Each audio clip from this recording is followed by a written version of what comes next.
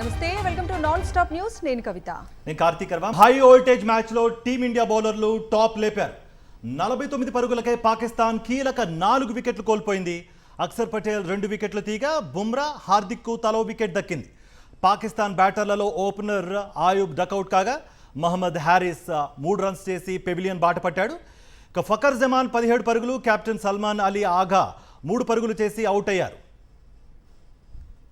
పహల్గామ్ ఉగ్రదాడి తర్వాత భారత్ చేపట్టిన ఆపరేషన్ సింధూర్ వంటి పరిణామాల నేపథ్యంలో ఈ మ్యాచ్ మరింత ఉత్కంఠభరితంగా మారింది ఆసియా కప్లో టీమిండియాదే ఆధిపత్యంగా కనిపిస్తోంది ఇప్పటి వరకు 19 మ్యాచ్లు జరగగా 10 భారత్ గెలిచింది మరో 6 మ్యాచ్ల్లో పాకిస్తాన్ విజయం సాధించింది మరో 3 మ్యాచ్ల్లో మాత్రం ఫలితం తేలలేదు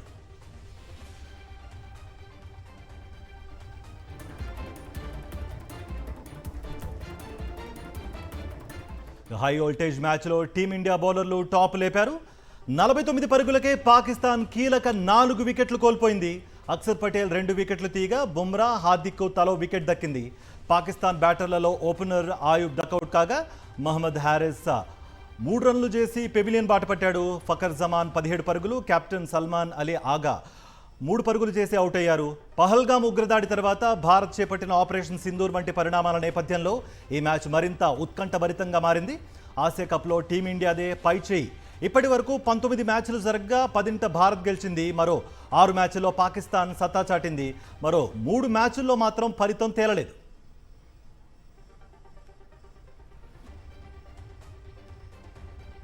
హైదరాబాద్ లో మరోసారి భారీ వర్షం కురుస్తోంది నగరంలోని పలుచోట్ల ఇప్పటికే వర్షానికి రోడ్లన్నీ జలమయమయ్యాయి లోతట్టు ప్రాంతాలు నీట మునిగాయి ఎల్బీ నగర్ నాగోల్ వనస్థలిపురం హైత్ నగర్ పెద్దంబర్పేట్ అబ్దుల్లాపూర్ మెట్లో భారీ వర్షం కురుస్తోంది ఇటు దిల్సుఖ్ నగర్ మలక్పేట్ కోఠి నాంపల్లి సహా పలుచోట్ల వర్షం దంచి కొడుతోంది పంజాగుట్ట అమీర్పేట్ కూకట్పల్లి సికింద్రాబాద్ బోయినపల్లి తిరుమలగిరి అల్వాల్ పాట్నీ తార్నాక ఎల్బీ నగర్ హయత్ నగర్ పాతబస్తీ ప్రాంతాల్లో భారీ వర్షం పడుతోంది నగరంలో కొన్ని గంటల నుంచి నిరంతరాయంగా కురుస్తున్న వర్షంతో రహదారులపై నీరు చేరి వాహనదారులు ఇబ్బందులు పడ్డారు పలుచోట్ల డ్రైనేజీలు పొంగి పొర్లుతున్నాయి ఒక్కసారిగా కురిసిన వాన వరదలా మారటంతో ప్రజలు సమస్యలు ఎదుర్కొంటున్నారు యూసఫ్గూడ మధురానగర్ అమీర్పేట్ ఎస్ఆర్ నగర్ ఎర్రగడ్డ సనత్ నగర్ జూబ్లీహిల్స్ బంజారా హిల్స్ పరిసర ప్రాంతాల్లో వర్షం కురుస్తోంది షేర్లింగంపల్లిలోని కొండాపూర్ గచ్చిబౌలి మియాపూర్ చందానగర్లో భారీ వర్షంతో రోడ్లన్నీ జలమయమయ్యాయి ఉప్పల్ రింగ్ రోడ్ వద్ద భారీగా ట్రాఫిక్ జామ్ అయింది వాహనదారులకు తీవ్ర ఇబ్బందికి గురయ్యారు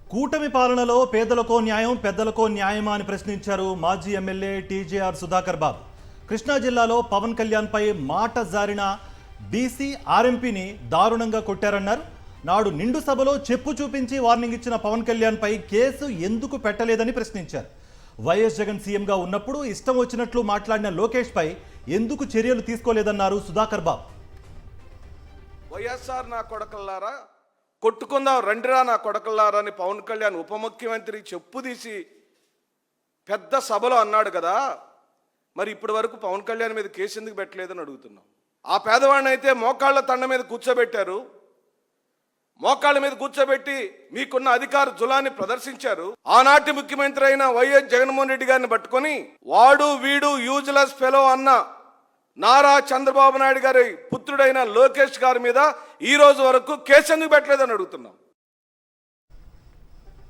అనంతపురం జిల్లా రాప్తాడులో టీడీపీ ఎమ్మెల్యే పరిటాల సునీత వర్గీయులు రెచ్చిపోయారు ఆత్మకూరు మండలం తలపూరు గ్రామంలో పొలంలో పనులు చేసుకుంటున్న భార్యాభర్తలపై దాడికి తెగబడ్డాయి టీడీపీ మూకలు వైఎస్ఆర్సీపీ కార్యకర్తలుగా ఉన్న దంపతులు కొండన్న ఎర్రమ్మపై కర్రలతో దాడి చేశారు వివాదంలో ఉన్న భూములు పనులు ఎలా చేస్తారంటూ తొలుత దౌర్జన్యం చేశారు తర్వాత కర్రలతో దాడి చేశారు పొలంలో పనులు చేసుకుంటున్న దంపతులపై టీడీపీ మూకల దాడి దృశ్యాలు వైరల్గా మారాయి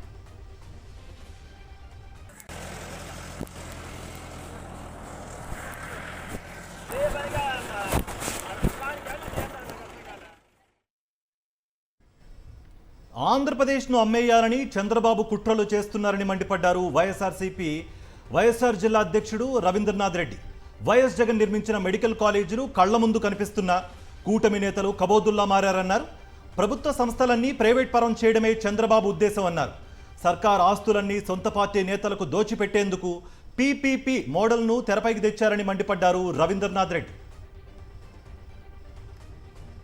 కూటమి ప్రభుత్వం వచ్చిన తర్వాత అన్ని అమ్మే కార్యక్రమమే చేస్తున్నారు. ప్రభుత్వ ఆస్తులు అన్ని ఇది అది అనేది ఏం లేదు. చంద్రబాబు నాయుడు గారి నైజమే ప్రైవేటుకు అమ్మే కార్యక్రమం అన్నమాట. తద్వారా తన జోబి నిండడానికి, తన అనుయాయుల జోబి నిండడం కోసమే వాళ్ళు గతంలో అంతా కూడా ప్రైవేట్ పరం చేసిన పరిస్థితి మనం చూసాం. గతంలో జరిగింది, సో ఇప్పుడు కూడా జరుగుతోంది. ఫస్ట్ ఫేజ్లో 10 మెడికల్ కాలేజీలను అమ్మే కార్యక్రమం చేయడం జరుగుతోంది అన్నమాట. హైదరాబాద్ విమోచన దినోత్సవాన్ని తెలంగాణ ప్రభుత్వం అధికారికంగా నిర్వహించాలని సూచించారు governor Jishnu Dev Varma. Secunderabad parade grounds లో విమోచన దినోత్సవ ఫోటో ఎగ్జిబిషన్ ను కేంద్ర మంత్రి Kishan Reddy, BJP state chief Ramachandra Rao, MP Etela Rajender తో కలిసి గవర్నర్ ప్రారంభించారు. రాష్ట్ర సాధన, అభివృద్ధి కోసం కృషి చేసిన వారిని గుర్తుంచుకోవాల్సిన ఆవశ్యకత ఉందని గవర్నర్ అన్నారు. సెప్టెంబర్ 17న పరేడ్ గ్రౌండ్స్ లో జరిగే వేడుకలకు రక్షణ శాఖ మంత్రి రాజ్నాథ్ సింగ్ హాజరు కానున్నట్లుగా కేంద్ర మంత్రి కిషన్ రెడ్డి స్పష్టం చేశారు. To honor the memory and pass on the story to generations to come. Maharashtra and Karnataka have long celebrated September 17th as Liberation Day. Telangana too must proudly carry forward this commemorative torch. Let us pledge to fulfill the dreams of those who gave their lives by building a Telangana that shines in unity, progress and prosperity. జై జవాన్, జై కిసాన్, జై తెలంగాణ, జై హిందుస్థాన్. ఇదే parade గ్రౌండ్లో కేంద్ర ప్రభుత్వం ఆధ్వర్యంలో బాజాప్తా ఈ యొక్క ఉత్సవాలు నిర్వహించడం జరిగింది. ఇది 3వ సంవత్సరం. ఏ మిలిటరీ అయితే, ఏ భారత సైన్యం అయితే నిజాం మీద యుద్ధం ప్రకటించి పోలీస్ యాక్షన్ పేరుతో ఇక్కడ ప్రజలకు రక్షించి ఇక్కడ 3 రంగుల జెండా ఎగరేసిందో, ఏ మిలిటరీ అయితే ఎగరేసిందో, ఆ ఆర్మీకి సంబంధించినటువంటి రక్షణ శాఖ మంత్రి రేపు ఇదే పరేడ్ గ్రౌండ్కు రానున్నారని మనం చేస్తా ఉన్నాను. జూబ్లీహిల్స్ బైపోల్లో కాంగ్రెస్ గెలుపు కోసం ప్రతి ఒక్కరూ పనిచేయాలన్నారు సీఎం రేవంత్ రెడ్డి. సంక్షేమ పథకాలను, అభివృద్ధి పనులను ప్రజల్లోకి తీసుకువెళ్లాలని తెలిపారు. బూతుల వారీగా ప్రచార ప్రణాళికలను సిద్ధం చేసుకోవాలని దిశానిర్దేశనం చేశారు. కాంగ్రెస్తోనే జూబ్లీహిల్స్ నియోజకవర్గ అభివృద్ధి సాధ్యపడుతుందన్నారు. గెలిపే లక్ష్యంగా సమన్వయంతో పనిచేయాలని సీఎం రేవంత్ నేతలకు సూచించారు. ఉప ఎన్నికపై సీఎం రేవంత్ నిర్వహించిన సమీక్షకు పీసీసీ చీఫ్ మహేష్ కుమార్ గౌడ్, మంత్రులు పొన్నాం, తుమ్మల, వివేక్లు హాజరయ్యారు. ఈ నెలాఖరులో జూబ్లీహిల్స్ ఉప ఎన్నిక నోటిఫికేషన్ వచ్చే అవకాశం ఉన్న నేపథ్యంలో జూబ్లీహిల్స్లో అభివృద్ధి పనులు, అభ్యర్థి ఎంపికపై చర్చించారు. జూబ్లీహిల్స్ రేసులో నవీన్ యాదవ్, బొంతు రామ్మోహన్, అంజన్ కుమార్ యాదవ్లు కూడా ఉన్నారు. ఉప ఎన్నికపై సీక్రెట్ సర్వే రిపోర్ట్ను పీసీసీ చీఫ్ మహేష్ కుమార్ గౌడ్ సీఎంకు అందజేశారు. స్టేషన్ ఘన్పూర్ ఎమ్మెల్యే కడియం శ్రీహరిపై సంచలన వ్యాఖ్యలు చేశారు మాజీ డిప్యూటీ సీఎం తాడికొండ రాజయ్య. కడియం శ్రీహరి కామాంధుడని ఆయన అనుచరులే చెబుతున్నారన్నారు. పర్వతగిరిలో చెప్పు దెబ్బలు తిన్న శ్రీహరికి ఇంకా బుద్ధి రాలేదన్నారు. ఘన్పూర్ నియోజకవర్గానికి ఉప ఎన్నిక రావటం ఖాయమని, శ్రీహరిని ఓడించి మళ్లీ పర్వతగిరికి తరిమి కొడతామన్నారు రాజయ్య. ఆల్రెడీ సచిన శివం కడియం శ్రీహరి నా ఎంట్రీగా కూడా పీకలేడు. 600 గణపురం నియోజకవర్గానికి ఉప ఎన్నిక రావడం ఖాయం. కడియం శ్రీహరిని డిపాజిట్ రాకుండా పర్వతగిరికి తరిమి కొడతామని హెచ్చరిస్తూ వాళ్ళ టీడీపీ నాయకులను అడిగితే కడియం శ్రీహరి గారు కామాంధుడని అనేక సందర్భాలలో మరి హనుమకొండ టీచర్ కాలనీలో కావచ్చు, పర్వతగిరిలో కావచ్చు చెప్పులతో కొట్టిన సందర్భం ఉన్నది. సొంత భార్యనే టీచర్ కాలనీలో చెప్పుతో కొట్టడం జరిగింది. తెలంగాణ ఉద్యమకారులకు అండగా ఉండేందుకు కాఫీ విత్ బీఆర్ఎస్ కార్యక్రమాన్ని చేపట్టారు మాజీ మంత్రి మల్లారెడ్డి. ప్రతి ఆదివారం నియోజకవర్గంలోని ఒక ఉద్యమకారుని ఇంటికి వెళ్లి వారితో మాట్లాడనున్నారు. తొలుత జవహర్ నగర్ సత్యనారాయణపురం కాలనీలో ఉంటున్న ఉద్యమకారుడు రమేష్ ఇంటికి వెళ్లారు మల్లారెడ్డి. రమేష్ కుటుంబ సభ్యులతో మాట్లాడారు. తెలంగాణ ఉద్యమంలో ఉద్యమకారుడే కీలక పాత్ర పోషించారని, అందుకే ఈ కార్యక్రమం చేపట్టానని మల్లారెడ్డి తెలిపారు. గతంలో ఉద్యమకారులకు ఇళ్లు ఇచ్చిన విషయాన్ని గుర్తు చేశారాయన. జవహర్ నగర్ తనకు గుండెకాయ అని, జవహర్ నగర్ అభివృద్ధికి ఎంతో కృషి చేశానని మల్లారెడ్డి పేర్కొన్నారు. కూడా పార్టీ ఎంబడి ఉన్నారు కాబట్టి వాళ్ళందరికీ కూడా చాలా చాలా ధన్యవాదాలు వాళ్ళ పేరున. ఎందుకంటే వాళ్ళు బాధలలో ఉన్నారు. తెలంగాణ వచ్చింది, తెలంగాణ సాధించినాము, వాళ్ళు ఉద్యమం చేసిండ్రు, వాళ్ళకి ఇంకా బాధలు ఉన్నాయి. అవన్నీ కూడా కనుక్కుంటానికే ప్రతి ఆదివారం వారింటికి పోయి ఛాయ్ తాగొద్దామని. మా దగ్గర ఇక్కడ జవహర్ నగర్ అంటే నా గుండెకాయ. ప్రతి ఒక్క ఉద్యమకారునికి ఇక్కడ 150 మంది కూడా ఇండ్లు ఇప్పించిన. తెలంగాణలో ప్రైవేట్ కాలేజీలన్నీ రేపటి నుంచి మూతపడనున్నాయి. ఫీజు రియంబర్స్మెంట్ బకాయిలు చెల్లించాలని కోరుతూ సోమవారం నుంచి బంద్ కు పిలుపునిచ్చింది federation of association of Telangana hire institutions. ఈ నెల 21 లోపు టోకెన్ అమౌంట్ కింద ఇచ్చిన 1800 కోట్ల లోపు బకాయిలు చెల్లించాలని డిమాండ్ చేశారు. లేని పక్షంలో 23, 24వ తేదీల్లో హైదరాబాద్ లో లక్షలాది మంది విద్యార్థులతో సమావేశమై భవిష్యత్ కార్యాచరణ ప్రకటిస్తామన్నారు. అక్టోబర్ 31 వరకు రెండో విడత, డిసెంబర్ 31 వరకు పూర్తి బకాయిలు చెల్లించాలన్నారు. వచ్చే ఏడాది నుంచి మార్చి 31 లోపు విడతల వారీగా రియంబర్స్మెంట్ బకాయిలు రిలీజ్ చేసేలా ప్రభుత్వం జీవో జారీ చేయాలని డిమాండ్ చేశారు అసోసియేషన్ నేతలు.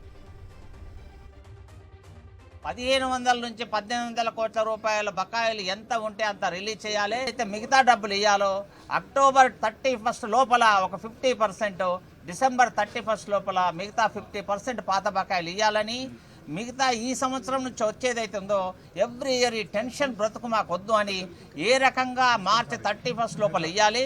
దానికి అనుగుణంగా 2 ఇన్స్టాల్మెంట్సా 3 ఇన్స్టాల్మెంట్స్ అని ఒక జీవో రూపంలో ప్రభుత్వం రిలీజ్ చేయాలని చెప్పేసి ప్రభుత్వాన్ని కోరుతున్నాము. విజయవాడ న్యూ ఆర్ఆర్పేటలో వైఎస్ఆర్సీపీ నిజ నిర్ధారణ కమిటీ పర్యటించింది. డయేరియా ప్రభావిత ప్రాంతాల్లో పర్యటించారు వైఎస్ఆర్సీపీ నేతలు. బాధితుల ఇళ్లకు వెళ్లి వారి సమస్యలను అడిగి తెలుసుకున్నారు. తమను సరిగ్గా పట్టించుకోలేదని వైఎస్ఆర్సీపీ నేతల వద్ద డయేరియా బాధితులు ఆవేదన వ్యక్తం చేశారు. మెడికల్ క్యాంపుల వద్ద సరైన వైద్యం అందడం లేదని, స్థానికంగా ఆర్ఎంపీ వద్ద వైద్యం చేయించుకుంటున్నామని తెలిపారు. వారు రంగుమారిన నీటిని తాగుతున్నామంటూ బాధితులు వైఎస్ఆర్సీపీ నేతలకు వాటర్ బాటిల్స్ చూపించారు. డయేరియా ప్రభావిత ప్రాంతాల్లో మాజీ ఎమ్మెల్యేలు మల్లాది విష్ణు, మొండితోక జగన్మోహన్ రావు, సత్తెనపల్లి ఇన్ఛార్జ్ డాక్టర్ గజ్జర సుధీర్ భార్గవ్ రెడ్డి, ఎన్టీఆర్ జిల్లా వైఎస్ఆర్సీపీ అధ్యక్షులు Devineni Avinash, mayor Rayana Bhagyalakshmi, deputy mayor Avuthu Shailaja Reddy, Guntur parliament పరిశీలకులు పోతిన మహేష్, షేక్ ఆసిఫ్, పలువురు ముఖ్య నేతలు పర్యటించారు.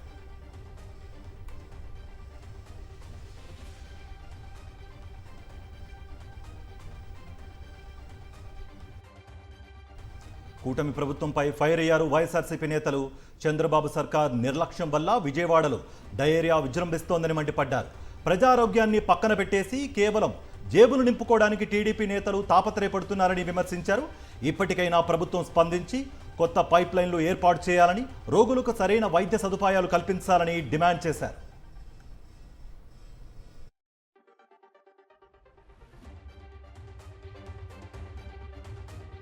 ప్రజారోగ్యం పట్ల ప్రభుత్వం యొక్క వైఖరిని సూచిస్తుంది. ఇది ఇక్కడ ఆవిడ విజయనగరంకి వెళ్ళిందంటే, ఇక్కడున్న అమ్మకి డయేరియా వస్తే తురు నుంచి వచ్చిందంటే దీన్ని ఎట్లా చూడాలా, దీన్ని ఎలా చూడాలా? అందరూ చెప్తారు మాకు 40,000 అయినాయి, 50,000 అయినాయి, 1,40,000 అయినాయి అని. వాళ్ళకి అర్థం కాని విషయమే. ఇది కూడా ఒక రకమైనటువంటి సంపద సృష్టిమో. మరి ఇలా చెప్పడానికి చాలా సిగ్గుపడుతున్నా, బాధపడుతున్నాను కూడా. ప్రజలందరికీ అర్థమైపోయింది మీది ఎంత నిర్లక్ష్య వైఖరో, ఎంత బాధ్యతాయుతమైనటువంటి స్థానాల్లో ఉన్న వ్యక్తులు మాట్లాడుతుందంటే తెలుసా? 5 రోజులైనా ఈ సిగ్గులేని కూటమి ప్రభుత్వం నాయకులకి ప్రజా ఆరోగ్యం మీద ఒక శ్రద్ధ కానీ లేదు అని చెప్పని ఈరోజు వైఎస్ఆర్ కాంగ్రెస్ పార్టీ మేము అందరం చెప్పుతున్నాం. ఈరోజు హెల్త్ మినిస్టర్గా ఉన్న ఆయన పట్టించుకోవట్లా. అదేవిధంగా మొన్నే మున్సిపల్ శాఖ మంత్రి వచ్చారు నారాయణ గారు, ఆయన పట్టించుకోవట్లా. ఈ ప్రాంతంలో ఓట్లేసి గెలిపించుకున్న ఎంపీ కానివ్వండి, శాసనసభ్యుడు కానివ్వండి, వాళ్ళు గారు ఈరోజు ప్రజానికాన్ని పట్టించుకోకుండా కేవలం తూతూ మంత్రంగా వచ్చామా వెళ్ళామా అని చెప్పని ఈరోజు ప్రజానికాన్ని నిర్లక్ష్యం చేస్తున్నారు. పేదలకు అందించాల్సిన విద్య, వైద్యాన్ని ఎప్పటికప్పుడు చంద్రబాబు పక్కదోవ పట్టిస్తున్నారని మండిపడ్డారు మాజీ డిప్యూటీ స్పీకర్ కోన రఘుపతి. పేదలకు విద్య అందించాలన్న ఉద్దేశం బాబుకు లేదని విమర్శించారు. చంద్రబాబుది పెత్తందారీ విధానమని మండిపడ్డారు కోన రఘుపతి. పేదవాడికి అందించాల్సినటువంటి విద్య, వైద్యం ఒక సామాజిక బాధ్యత అనేటువంటి విషయాన్ని ఎప్పటికప్పుడు చంద్రబాబు నాయుడు గారు చాలా సక్సెస్ఫుల్గా పక్కదో పట్టిస్తూ ఉంటారు. ఇది ఏదో ఈరోజు ఆయన చేసినటువంటి ఆలోచన కాదు. ఆయన ఎప్పుడు ఆయన మనసులోంచి వచ్చినా కూడా ఆ రోజు యూజర్స్ ఛార్జెస్ అని చెప్పి గవర్నమెంట్ హాస్పిటల్స్లో పెట్టి పేదవాడి దగ్గర కూడా ముక్కుపిండి వసూలు చేద్దాం అనేటువంటి ఆలోచన తప్పించి ఏ రోజు కూడా పేదవాడికి మనం విద్యను అందించాలి, నాణ్యమైనటువంటి విద్యను అందించాలి అనేటువంటి ఇప్పుడు లేదు. విద్యా ఆర్థిక రంగ సమస్యల పరిష్కారంలో కూటమి సర్కార్ నిర్లక్ష్యం వహిస్తోందని మండిపడ్డారు యూటీఎఫ్ నేతలు. ప్రభుత్వ తీరును నిరసిస్తూ ఈ నెల 15 నుంచి 19 వరకు యూటీఎఫ్ రణభేరి పేరిట బైక్ జాతర చేపట్టనున్నట్టుగా ప్రకటించారు.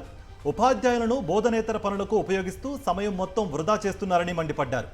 12వ పీఆర్సీ ఉమ్మడి సర్వీస్ రూల్స్పై వెంటనే చర్యలు తీసుకోవాలని డిమాండ్ చేశారు యూటీఎఫ్ నేతలు. వచ్చి 15 నెలలైంది. బోధనేతర పనులు రద్దు చేస్తున్నాను, యాప్లన్నీ రద్దు చేస్తానని చెప్పి ఎల్ఈపీ పేరున ఒకే దాంట్లో 70 యాప్లను పెట్టి ఈరోజు ఉపాధ్యాయులు గందరగోళం చేస్తూ ఉపాధ్యాయులు బోధనా సమయాన్ని హరిస్తూ బోధనకు మాత్రమే ఉపాధ్యాయులను కేటాయించాలని చెప్పి ఈ సందర్భంగా డిమాండ్ చేస్తారు. ఉపాధ్యాయులకి 11వ పీఆర్సీ బకాయిలు చెల్లించాల్సింది. ఈ ప్రభుత్వం వచ్చేంత వరకు ఇప్పటికే 4 డిఏలు కూడా చెల్లించాల్సింది. నూతన పీఆర్సీ కమిషన్ కూడా ఇంతవరకు లేదు. రాష్ట్ర వ్యాప్తంగా ఒక పెద్ద పోరాటాన్ని నిర్వహించాలని చెప్పి యూటీఎఫ్ రణబేరి పేరున సెప్టెంబర్ 15వ తేదీ నుండి 19వ తేదీ వరకు బైక్ జాతరను నిర్వహిస్తుందని చెప్పి తెలియజేస్తున్నా. మహబూబాబాద్లో ప్రభుత్వ ఆసుపత్రి ఎదుట మాజీ మంత్రి సత్యవతి రాథోడ్ ధర్నా నిర్వహించారు. యూరియా కోసం వెళుతూ రోడ్డు ప్రమాదంలో మరణించిన బానోత్ లాల్యా, దారావత్ వీరన్నల కుటుంబాలకు న్యాయం చేయాలని సత్యవతి రాథోడ్ డిమాండ్ చేశారు.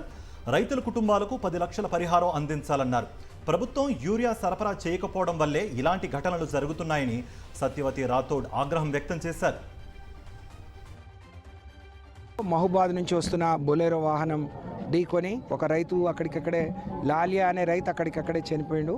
వీరన్న అనే రైతు ఖమ్మం హాస్పిటల్లో చనిపోయి ఇప్పుడే పోస్ట్ మార్టం తీసుకొచ్చిండు.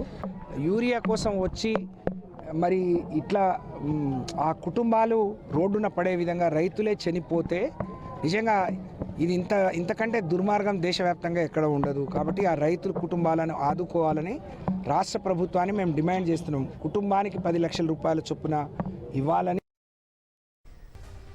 హైదరాబాద్ నగర శివార్లో గంజాయి బ్యాచ్ ఆగడాలు శృతిమించిపోతున్నాయి. గంజాయి బ్యాచ్ చేష్టలతో పలు కాలనీ వాసులు భయభ్రాంతులకు గురవుతున్నారు. కారణం లేకుండా రోడ్డుపై వెళ్లే వారిపై దాడులకు పాల్పడుతోంది ఈ గంజాయి బ్యాచ్. హయత్ నగర్లో 1000 రూపాయల విషయంలో తండ్రి కొడుకులను తీవ్రంగా కొట్టారు. ఎదిరించిన వారి ఇళ్లలోకి వెళ్లి బెదిరించి కారులో నిర్మానుష్య ప్రాంతాలకు తీసుకువెళ్లి దాడి చేశారు.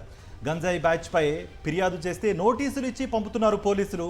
గతంలో నగరు శివారు పోలీస్ స్టేషన్లలో పలు కేసులు నమోదు కాగా ఇప్పుడు హయత్ నగర్ పిఎస్లో 2 కేసులు నమోదయ్యాయి.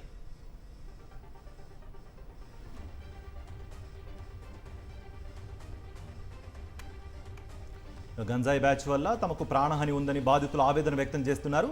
చిన్న చిన్న విషయాలను లక్ష్యంగా చేసుకుని తమపై దాడులు చేస్తున్నారని ఆవేదన వ్యక్తం చేస్తున్నారు. గంజాయి బ్యాచ్ నుంచి తమకు రక్షణ కల్పించాలని బాధితులు కోరారు. ఈ 1000 రూపాయల పంచాయతీ, చిన్న పంచాయతీని ఇంత పెద్దగా ఎందుకు చేస్తున్నాడు? వాళ్ళందరినీ ఆ గంజాయి వాళ్ళని ఎందుకు ఆయన ఎంకరేజ్ చేయాల్సి వస్తుంది? ఈ దీపావళి సంధి పైన ఈ బ్రిలియంట్ కాలేజీ పిల్లలకి, పోచంపల్లి చౌటుప్పల్లి పిల్లలకు ఫోన్ చేసి మా కొడుకు గురించి జులుపాలు ఉంటాయి, ఇట్లా ఈ బండి మీద తిరుగుతాడు, ఆయన అటాక్ చేయండి అని మళ్ళా కూడా వాళ్ళకు కూడా చెప్తున్నాడంట. మాకు ప్రాణహాని ఉంది, నాకు నా కుటుంబానికి పెద్ద మనుషులందరూ కలిసి ఈ గంజాయి పోరాలని ఇంటి చుట్టూ తిప్పుతున్నారు, నాకు ప్రాణహాని ఉంది. జగిత్యాల జిల్లా అనంతారంలో విషాదం చోటు చేసుకుంది. భార్యాభర్తలు ఇద్దరు ఒకే రోజు మరణించడంతో గ్రామంలో విషాద ఛాయలు అలుముకున్నాయి. సత్రపు రాజనర్సు 20 ఏళ్ల క్రితం అడవి పందుల దాడి తీవ్రంగా గాయపడ్డాడు.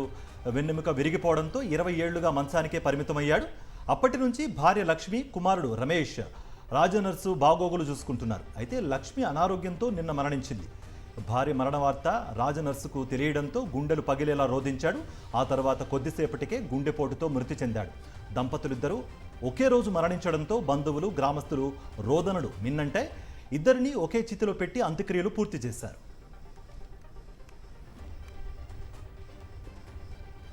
ఛత్తీస్గఢ్ బీజాపూర్ జిల్లాలోని భూపాలపట్నం మారుమూల ప్రాంతంలో మరో 2 సిఆర్పీఎఫ్ శిబిరాలను ఏర్పాటు చేశారు పోలీసులు. ఉల్లూరు, చిల్మర్కలో ఏర్పాటు చేసిన ఈ శిబిరాల ద్వారా గ్రామాల రూపురేఖలు మారిపోతాయని బీజాపూర్ జిల్లా ఎస్పీ డాక్టర్ జితేందర్ కుమార్ యాదవ్ తెలిపారు. బీజాపూర్ జిల్లాలో 2024 నుంచి ఇప్పటి వరకు 36 భద్రతా శిబిరాలను ఏర్పాటు చేసినట్లుగా తెలిపారు ఆయన. గత ఏడాది నుంచి 496 మంది మావోయిస్టులు లొంగిపోయారని, 193 మంది ఎన్కౌంటర్లో మరణించారని అన్నారు. ఇంకా ఎవరైనా మావోయిస్టులు ఉంటే లొంగిపోయేందుకు అవకాశం కల్పిస్తున్నామని జితేంద్ర కుమార్ యాదవ్ స్పష్టం చేశారు. నేషనల్ అప్డేట్స్ చూద్దాం. భారతరత్న భూపెన్ హజారికాను కాంగ్రెస్ పార్టీ అవమానించింది అంటూ తీవ్ర స్థాయిలో ధ్వజమెత్తారు ప్రధాని నరేంద్ర మోదీ. ఆటపాటలు ఆడేవారికి భారతరత్న ఇచ్చారని కాంగ్రెస్ అధ్యక్షుడు అనటం ఆ పార్టీ అహంకారానికి నిదర్శనమని ఆయన మండిపడ్డారు. అస్సాం పర్యటనలో ఉన్న ప్రధాని మోదీ డరాంగ్ సభలో ప్రసంగించారు. అంతకుముందు major infrastructure and industrial development ప్రాజెక్టుకు శంకుస్థాపన చేశారు. 18,530 కోట్ల అభివృద్ధి ప్రాజెక్టులను ప్రారంభించారు. Bio ethanol private limited refinery plant కు శ్రీకారం చుట్టారు. అనంతరం సభలో ప్రసంగించిన ప్రధాని అస్సాం ప్రజల ఆరాధ్యుడైన భూపెన్ హజారికాకు భారతరత్న బిరుదు ప్రదానం చేస్తే దాన్ని కాంగ్రెస్ జీర్ణించుకోలేక అవమానించేలా మాట్లాడిందని మండిపడ్డారు. త్వరలో బీమా రంగంలో 100% ఎఫ్డీఐలను ప్రతిపాదించే బిల్లు ప్రవేశపెట్టనున్నట్టుగా ప్రకటించారు ఆర్థిక మంత్రి నిర్మలా సీతారామన్. బీమా రంగంలో మరిన్ని సంస్థలను తీసుకురావడంతో పాటు అధిక సంఖ్యలో ఉద్యోగాల సృష్టికి ఇది ఉపయోగపడుతుందన్నారు. ఈ ఎఫ్డీఐ ప్రతిపాదిత బిల్లును రాబోయే శీతాకాల సమావేశాల్లో పార్లమెంట్లో ప్రవేశపెట్టే అవకాశం ఉందని తెలిపారు నిర్మలమ్మ. బీహార్ మహాగఠబంధన్లో సీట్ల సర్దుబాటుపై ప్రతిష్టంభన నెలకొన్న వేళ ఆర్జేడీ అగ్రనేత తేజస్వి యాదవ్ కీలక ప్రకటన చేశారు. బీహార్లో మొత్తం 243 అసెంబ్లీ స్థానాల్లో పోటీ చేసేందుకు తమ పార్టీ సిద్ధంగా ఉన్నట్లు తెలిపారు ఆయన. బీహార్లో తాము తిరిగి అధికారం చేపడతామని ధీమా వ్యక్తం చేశారు. అందుకోసం పార్టీ శ్రేణులు సిద్ధంగా ఉండాలని పిలుపునిచ్చారు. కాంగ్రెస్, సిపిఐ, ఆర్జేడీ ఇతర చిన్న పార్టీలతో కలిసి కూటమిగా ఏర్పడ్డ సీట్ల సర్దుబాటు ఇంకా కొలిక్కి రాలేదు. ఓట్ల చోరీ విషయంలో కాంగ్రెస్ అగ్రనేత రాహుల్ గాంధీ చేసిన ఆరోపణలపై దర్యాప్తునకు ఆదేశించి ఉండాల్సిందన్నారు మాజీ ప్రధాన ఎన్నికల కమిషనర్ ఎస్వై ఖురేషి. ఎన్నికల విషయంలో ఏం చేస్తున్నాం, ఎలా చేస్తున్నాం అనే విషయాలను ఈసీ ఆత్మ పరిశీలన చేసుకోవాలని సూచించారు ఆయన. మన నిర్ణయాలను ప్రభావితం చేసే అన్ని శక్తులు, ఒత్తిళ్లను ఎదుర్కొనే విధంగా అధికారులు ఉండాలన్నారు. బీహార్ ఎన్నికల కమిషన్ ఓటర్ల జాబితా స్పెషల్ ఇంటెన్సివ్ రివిజన్ నిర్వహించిన విధానాన్ని కూడా ఆయన తప్పుపట్టారు.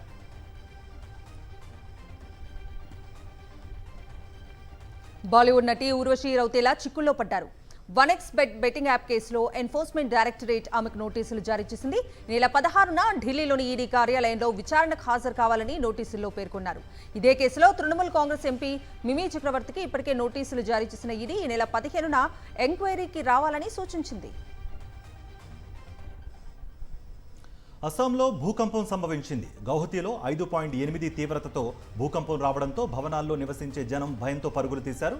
అస్సాంలోని ఉదుల్గిరి జిల్లాలో భూకంప కేంద్రాన్ని గుర్తించారు. 5 కిలోమీటర్ల లోతులో భూకంపం ఏర్పడినట్టుగా అధికారులు ప్రకటించారు. భూకంప ప్రభావంతో ఉత్తర బెంగాల్, పొరుగున ఉన్న భూటాన్ వరకు ప్రకంపనలు చోటు చేసుకున్నాయి.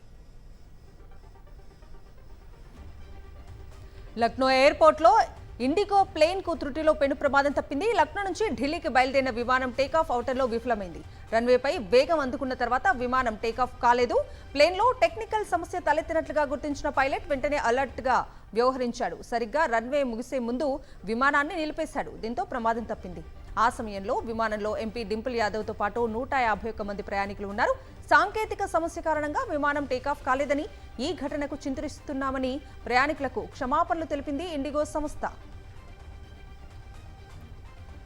గుజరాత్లోని భరూచ్లో భారీ అగ్ని ప్రమాదం సంభవించింది. అక్కడి పనోలి పారిశ్రామిక ప్రాంతంలోని సంఘ్వి ఆర్గానిక్ కంపెనీలో జరిగిన అగ్ని ప్రమాదం తీవ్ర కలకలం రేపింది. కంపెనీ నుండి అగ్నికీలలు ఉవ్వెత్తున ఎగిసిపడ్డాయి. దట్టంగా పొగ ఎగజిమ్మింది. ప్రమాద తీవ్రత ఎక్కువగా ఉండడంతో చుట్టుపక్కల ప్రజలు భయాందోళనకు లోనయ్యారు. భారీగా ఎగిసిన మంటలు పక్క కంపెనీలకు వ్యాపిస్తాయన్న భయాందోళనతో వాటిలోని సిబ్బంది బయటకు పరుగులు తీశారు.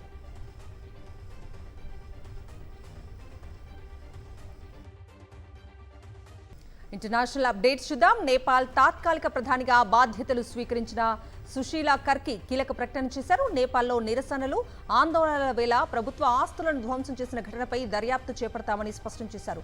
తాను అధికారాన్ని అనుభవించేందుకు రాలేదని తెలిపారు. ప్రభుత్వ వ్యతిరేక ఆందోళనలో ప్రాణాలు కోల్పోయిన వారిని అధికారికంగా అమరవీరులుగా గుర్తిస్తామని హామీ ఇచ్చారు. ఇది ఉద్యమంలో పాల్గొన్న వారికి ప్రభుత్వం ఇస్తున్న గౌరవంగా భావిస్తామన్నారు సుశీలా కర్కి. ట్రంప్స్ టారిఫ్స్ పై చైనా తీవ్రంగా స్పందించింది. ట్రంప్ వ్యాఖ్యలను, ఆయన తీరును తీవ్రంగా తప్పుపట్టారు చైనా విదేశాంగ మంత్రి వాంగ్.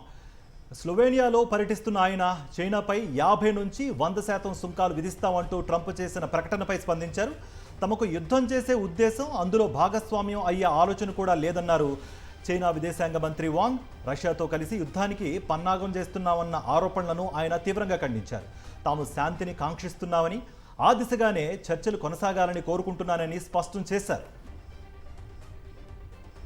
లండన్లో 1,00,000 మందికి పైగా వలస వ్యతిరేక నిరసనకారులు కవాతు చేశారు. యునైటెడ్ కింగ్డమ్ పేరుతో నిర్వహించిన కవాతులో సుమారు 1,10,000 మంది పాల్గొన్నట్లుగా అక్కడి పోలీస్ వర్గాలు అంటున్నాయి. వలస వ్యతిరేక కార్యకర్త టామీ రాబిన్సన్ బ్యానర్ కింద నిరసనకారులు లండన్ వీధుల్లోకి తరలివచ్చారు. సిటీ ప్రధాన రహదారుల్లో మార్చ్ చేశారు. ఇటీవల బ్రిటన్లో జరిగిన భారీ నిరసన ప్రదర్శనల్లో వలస వ్యతిరేక నిరసనకారులు కవాతు అతిపెద్దదిగా నిలిచింది. నిరసన ప్రదర్శనల్లో అనేక మంది పోలీసులపై దాడి జరిగింది. నిషేధిత ప్రాంతంలోకి నిరసనకారులను రాకుండా పోలీసులు అడ్డుకున్నారు. ఇది పోలీసులపై దాడికి దారితీసింది. బ్రిటన్లో వలసలకు వ్యతిరేకంగా భారీ ఎత్తున నిర్వహించిన నిరసన ర్యాలీకి మద్దతుగా ప్రపంచ కుబేరుడు ఎలాన్ మస్క్ వర్చువల్గా మాట్లాడుతూ సంచలన కామెంట్లే చేశారు. బ్రిటన్లో పాలన మార్పునకు పిలుపునిచ్చారాయన. దేశం విధ్వంసం అంచున ఉందని హెచ్చరించారు. ఇది ఇలాగే కొనసాగితే మీరు హింసను కోరుకోకపోయినా విధ్వంసం మీ వరకు వస్తుందని బ్రిటన్ ప్రజలను ఉద్దేశించి ఆయన అన్నారు. ఆ ఆపద నుంచి బయటపడడానికి మీకున్నవి 2 మార్గాలన్నారు. తిరిగి పోరాడండి, లేదంటే చనిపోతారని వ్యాఖ్యానించారు ఎలాన్ మస్క్. వలసలతో బ్రిటన్ నాశనమైపోతోందని, బ్రిటన్లో పాలన మార్పు జరగాలంటూ ఎలాన్ మస్క్ చేసిన వ్యాఖ్యలపై జోరుగా చర్చ జరుగుతోంది. Coming to sports updates. భారత మహిళా బాక్సర్ జైస్మిన్ లంబోరియా చరిత్ర సృష్టించింది. బ్రిటన్లో జరిగిన వరల్డ్ బాక్సింగ్ ఛాంపియన్స్ 2025లో గోల్డ్ మెడల్ సాధించింది. ఈ ఈవెంట్లో భారత్ స్వర్ణం గెలవటం ఇదే తొలిసారి. 57 కేజీల కేటగిరీ ఫైనల్లో Paris Olympics silver medallist Poland boxer జులియాను ఓడించింది. జైస్మిన్ 4-1 తేడాతో పూర్తి ఆధిపత్యం ప్రదర్శించింది. మరోవైపు 80 కేజీల కేటగిరీలో super silver, Pooja Rani bronze medals సొంతం చేసుకున్నారు.